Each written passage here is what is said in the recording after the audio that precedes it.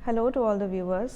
आज हम लोग पढ़ेंगे लेक्चर नंबर 13। इसमें हम लोग डिस्कस करेंगे कार्नोट के थ्योरम के बारे में। इसके लास्ट लेक्चर में हम लोगों ने डिस्कस किया था कार्नोट इंजन के बारे में। कार्नोट इंजन क्या होता है, इसका पीवी और टीएस डायग्राम और साथ ही में इसकी एफिशिएंसी हम लोगों ने डिस्कस की थी। कार्नोट की एफिशिएंसी जो होती है वो मैक्सिमम होती है। आज इसी के बेसिस पे हम लोग निकालेंगे कि कार्नोट का थ्योरम क्या होता है। So let's start with the lecture. Carnot theorem की अगर हम लोग डेफिनेशन की बात करते हैं तो इट सेज कि अगर हमारे पास कोई एक हाई टेम्परेचर बॉडी है जो कि जैसे हम लोग कहते हैं हीट का सोर्स, तो ये हाई टेम्परेचर बॉडी है, मान लीजिए 500 केल्विन, और एक हमारे पास लो टेम्परेचर बॉडी है जिसे हम लोग सिंक कहते हैं, मान लीजिए 100 केल्विन पे। तो इनके बीच में अगर कोई हीट इंजन लगा हुआ है, अगर उनके बीच में कई सारे हीट इंजन लगे हुए हैं, तो जो हीट इंजन जो रिवर्सिबल हीट इंजन होगा उसी की एफिशिएंसी सबसे ज़्यादा होगी, higher efficiency than a reversible engine. तो किसी भी हीट इंजन की एफिशिएंसी रिवर्सिबल हीट इंजन से ज़्यादा नहीं हो सकती, ऐसा ये कहता है। It states that of all the heat engine operating between a given constant temperature source and a given constant temperature sink, none has higher efficiency than a reversible engine. इनमें से जो रिवर्सिबल इंजन होगा उसी की सबसे ज़्यादा efficiency होती है। तो रिवर्सिबल हीट इंजन किसे कहते हैं? अगर हमारे पास एक टेम्परेचर सोर्स है और एक सिंक है, इनके बीच में एक रिवर्सिबल हीट इंजन लगा होगा तो एक बार ये हीट इंजन की तरह एक्ट कर सकता है। इसके साथ ही अगर हम इसके ऑपरेटिंग सिस्टम्स को रिवर्स कर देते हैं, जो 4 कंपोनेंट्स मैंने आप लोगों को हीट इंजन में बताए थे, 1 2 3 4, अगर ये हमारी साइकिल चल रही है और इसके कंपोनेंट्स को हम लोग 4 3 2 1 कर देते हैं, ऑपोजिट वर्क करा देते हैं, तो ये एज अ हीट पंप काम करने लगता है। ये हम लोगों ने लेक्चर नंबर 10 और 9 में डिस्कस किया है कि क्या होता है हीट इंजन, हीट पंप। तो इसके बारे में अगर आप लोगों ने नहीं पढ़ा है तो आप लोग वो लेक्चर देख सकते हैं। यहाँ पे रिवर्सिबल इंजन का मतलब सिर्फ इतना होता है कि ये सेम साइकिल 1 2 3 4 जो एक्ट कर रही है, ये जब ऑपोजिट होकर 4 3 2 1 एक्ट करती है तो ये as a heat pump act करने लगती है। इसी को हम लोग रिवर्सिबल इंजन कहते हैं। और इसकी एफिशिएंसी बाकी सारे जो नॉर्मल हीट इंजन है, जिसकी वर्किंग हम लोग 4 3 2 1 रिवर्स नहीं कर सकते हैं, एज अ हीट पंप नहीं एक्ट कर सकता है, वो हमारा एक नॉर्मल हीट इंजन हो जाता है। तो उसकी एफिशिएंसी कम मानी जाती है एक रिवर्सिबल हीट इंजन की एफिशिएंसी से। So let's prove this theorem कि कार्नोट के थ्योरम को हम लोग प्रूव कैसे कर सकते हैं। तो उसके लिए हमें 2 हीट इंजन एज्यूम करने पड़ेंगे, एक EA और एक EB। यहाँ पे EA जो है वो एक हीट इंजन है जो कि रिवर्स नहीं है, और EB हमारा एक रिवर्सिबल हीट इंजन है। तो यहाँ पे हमें प्रूव करना है कि EB की जो एफिशिएंसी है, efficiency of heat engine B, वो ज़्यादा है efficiency of heat engine A। क्यों? क्योंकि ये एक रिवर्सिबल हीट इंजन है। ये हमें प्रूव करना है, बट इसको प्रूव करने के लिए हम अज्यूम करते हैं कि हमारी जो एफिशिएंसी है वो A ज़्यादा है B के कंपैरिजन में। ऐसा अज्यूम इसलिए करते हैं क्योंकि अगर ये अजम्पशन हमारा रॉन्ग प्रूव होता है तो डैट मीन्स कि हमारा इसका ऑपोजिट अजम्पशन हमारा सही हो जाएगा। तो हम ऑपोजिट प्रूव करते हैं गलत, ताकि ये वाला हमारा ट्रू हो सके। तो लेट्स अज्यूम कि ऐसा कुछ है जहाँ पे एफिशिएंसी ऑफ A जो है वो ज़्यादा है B से। तो हम ये इसको प्रूव करेंगे और अल्टीमेटली जब ये गलत हो जाएगा तो इसका ऑपोजिट जो होगा वो हमारा प्रूव हो जाता है। तो let's start with the diagram. यहाँ पे हम लोग देखते हैं कि हम लोग एक टेम्परेचर का सोर्स लेते हैं T1 और एक टेम्परेचर का सिंक लेते हैं T2। इन दोनों के बीच में हमारा हीट इंजन वर्क कर रहा है A और B जो कि एक रिवर्सिबल है। सेम टेम्परेचर सोर्स है और सेम टेम्परेचर सिंक है। यहाँ से जो हीट ऑब्टेन किया जा रहा है वो Q1B के बराबर है, और यहाँ से जो हीट सप्लाई की जा रही है वो Q1A के बराबर है। Sorry for the disturbance in the voice in the background. तो फिर से हम लोग एक बार इसको समझते हैं। पीछे बैकग्राउंड में काफ़ी वॉइस हो गई थी। फिर से हम लोग देखते हैं। यहाँ पे हीट इंजन है जो कि रिवर्सिबल है, और यहाँ पे EA है जो है वो है नॉर्मल हीट इंजन। इसके बीच में जो हीट सप्लाई हो रही है वो है Q1B, और इसको जो हीट सप्लाई की जा रही है वो Q1A के बराबर है। हीट इंजन A जो है वो जो सिंक में हीट लॉस कर रहा है वो है हमारा Q2A के बराबर, यहाँ पे Q2B है। और जो वर्क ऑब्टेन हो रहा है वो WB के बराबर है हीट इंजन B में, और WA के बराबर है हीट इंजन A में। तो ये कंप्लीट हमारा डायग्राम हो जाता है हीट इंजन का, जो कि T1 और T2 के बीच में एक्ट कर रहा है। यहाँ पे हमने एज्यूम किया है कि हमारी जो एफिशिएंसी ऑफ A है वो एफिशिएंसी ऑफ B से ज़्यादा है।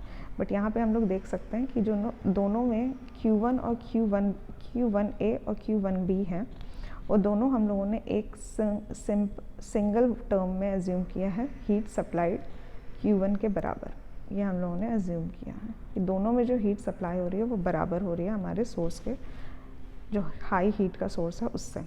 तो अगर हम लोग एफिशिएंसी का फॉर्मूला देखते हैं तो that is work done upon heat supplied के बराबर होता है। तो अगर इस फॉर्मूले में हम लोग पुट करते हैं तो हम लोग देख सकते हैं कि यहाँ पे हमारा work done by A is greater then work done by B। हम लोग देख सकते हैं क्योंकि एफिशिएंसी इसकी ज़्यादा है, एफिशिएंसी ज़्यादा है और जो न्यूमरेटर है वो दोनों इक्वल हो जा रहे हैं, तो ये दोनों आपस में कैंसिल हो गए। तो WA is greater then WB। Now because हमारा जो B है वो रिवर्सिबल हीट इंजन है, तो अब जो हम नेक्स्ट स्टेप में एज्यूम करते हैं वो हम कंसीडर करते हैं कि अब हमारा B जो है वो रिवर्सिबल हीट इंजन की तरह एक्ट कर रहा है। अब इसका वर्किंग हमने रिवर्स करके इसको हीट पंप बना दिया है, और जो हमारा A है वो हीट इंजन ही है। तो यहाँ पे सेम सोर्स है और सेम सिंक है, इसके बीच में A हमारा एक हीट इंजन की तरह काम करेगा, मतलब सोर्स से हीट लेगा और सिंक में हीट दे देगा। बट B हमारा रिवर्स हो चुका है और ये अब हीट पंप की तरह काम कर रहा है। इस रिवर्सिबल हीट इंजन को ऑपोजिट में E हम लोग लिख सकते हैं, EB के तरह, जैसे यहाँ लिखा हुआ है। तो यहाँ पे ये एज अ हीट पंप काम कर रहा है, तो इसलिए अब ये सिंक से हीट लेगा Q2B और अब ये सोर्स में हीट दे देगा, बिकॉज़ ये एक हीट पंप है और इसको चलाने के लिए जो कार्य हम कर रहे हैं वो WB के बराबर है। अब क्योंकि हम लोग देख सकते हैं यहाँ पे कि WA जो है वो WB के बराबर है, तो अगर हम लोग एक रिवर्सिबल हीट इंजन चला रहे हैं सेम टेम्परेचर सिंक और सोर्स के बीच में, और क्योंकि WA WB से ज़्यादा है, तो क्या WA का कुछ पार्ट हम लोग WB में दे सकते हैं to drive the heat engine. मतलब कि अगर WA वर्क जो कि हीट इंजन A से ऑब्टेन हो रहा है वो 10 किलो जूल है, और B को चलाने के लिए हमें 5 किलो जूल की एनर्जी चाहिए, तो हम लोग इस हीट इंजन को इस हीट पंप से कनेक्ट कर देते हैं और इसका जो 10 किलो जूल है उसमें से हम लोग 5 किलो जूल इस हीट पंप को चलाने के लिए ले सकते हैं। तो हमें इस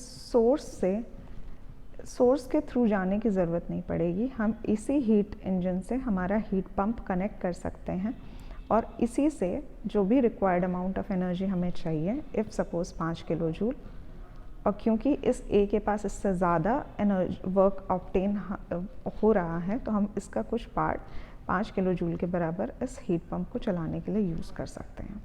तो यहाँ पे जो हमारा कंप्लीट जो लास्ट में डायग्राम होगा वो कुछ ऐसा हो जाएगा कि EB को चलाने के लिए जो वर्क ऑब्टेन हो रहा है वो इसी हीट इंजन से ऑब्टेन हो जा रहा है। WA का कुछ पार्ट WB चलाने के लिए यूज़ हो जा रहा है, इसके बाद भी कुछ पार्ट बच रहा है जो कि इस पूरे साइकिल से ऑब्टेन हम लोग कर सकते हैं, और बाकी की साइकिल सेम है। यहाँ हीट इंजन से जो हीट रिजेक्ट हो रही है वो सिंक में जा रही है Q2A के बराबर, और ये जो हीट पंप है ये सिंक से इतने अमाउंट ऑफ हीट ले रहा है Q2B के बराबर, और इन बिटवीन जो ये Q1 है ये वापस से Q1 इसी में आ जा रहा है हीट इंजन से। मतलब इतना amount of heat pump reject कर रहा है और हीट इंजन इतना अमाउंट ऑफ हीट ले रहा है। तो यहाँ से हम लोग देख सकते हैं कि ये हमारा एक कंप्लीट साइकिल हो जाएगा। बट यहाँ पे अगर हम लोग देखें कि अगर हम हीट पंप से एक Q1 अमाउंट ऑफ हीट लेकर हीट इंजन में दे रहे हैं, उसके बाद इसका जो वर्क डन हो रहा है उसका कुछ अमाउंट ऑफ वर्क हम लोग ले रहे हैं, उसके बाद भी हीट इंजन कुछ WA माइनस WB वर्क कर रहा है। तो यहाँ से अगर हम लोग देखें तो यहाँ पे हमने एक हीट का सोर्स जो था ये जो थर्मल रिजर्वॉयर था ये हम लोगों ने हटा दिया है, एलिमिनेट कर दिया है। तो यहाँ पे हम लोग देख सकते हैं कि जो हीट का सोर्स है वो एलिमिनेट हो चुका है। अब हीट इंजन ही हीट पंप को चला ले रहा है और किसी एक हाई टेम्परेचर सोर्स की ज़रूरत नहीं पड़ रही है। हाई टेम्परेचर सोर्स एलिमिनेट कर दिया गया है। तो this is the violation of Kelvin Planck statement, जो कि कहता है कि केल्विन प्लैंक स्टेटमेंट कहता है कि किसी भी हीट इंजन को चलाने के लिए हमें एक हीट के सोर्स की ज़रूरत है और हीट के सिंक की ज़रूरत है। अगर ये दोनों चीज़ें नहीं रहेंगी हीट इंजन या हीट पंप के लिए, अगर ये दोनों में से कोई एक चीज़ भी नहीं रहती है तो हमारा केल्विन प्लैंक की स्टेटमेंट वायलेट हो जाती है और ये इस प्रकार का कोई भी हीट इंजन या हीट पंप एग्जिस्ट नहीं करता। तो यानी कि हमने जो एज्यूम किया था कि हमारा efficiency of A is greater than efficiency of B है, वो रॉन्ग प्रूव हो चुका है। इसीलिए इसका ऑपोजिट जो होगा वो राइट होगा, यानी कि efficiency of A is greater than efficiency of B के बराबर हो जाएगा। मतलब कोई भी रिवर्सिबल हीट इंजन की एफिशिएंसी एक नॉर्मल हीट इंजन की एफिशिएंसी से हमेशा ज़्यादा होती है। यहाँ पे आप देख सकते हैं कि इक्वल्स टू का भी साइन है, मतलब कोई efficiency of B is equals to efficiency of A तब हो जाएगी अगर दोनों हीट इंजन जो हैं वो हमारे रिवर्सिबल होंगे। दोनों हीट इंजन जब रिवर्सिबल होते हैं तो दोनों की एफिशिएंसी इक्वल हो जाती है अगर वो सेम टेम्परेचर सोर्स और सिंक के बीच में काम कर रहे होते हैं। सोर्स और सिंक सेम है तो रिवर्सिबल हीट इंजन की एफिशिएंसी सेम हो जाती है, और अगर रिवर्सिबल नहीं है तो जो रिवर्सिबल है उसकी एफिशिएंसी ज़्यादा होगी नॉर्मल हीट इंजन की एफिशिएंसी से। This whole is a Carnot theorem. यही हमारा कार्नोट थ्योरम है जो कि हमें बताता है कि रिवर्सिबल हीट इंजन की एफिशिएंसी हमेशा मैक्सिमम होती है। So thank you for watching the lecture.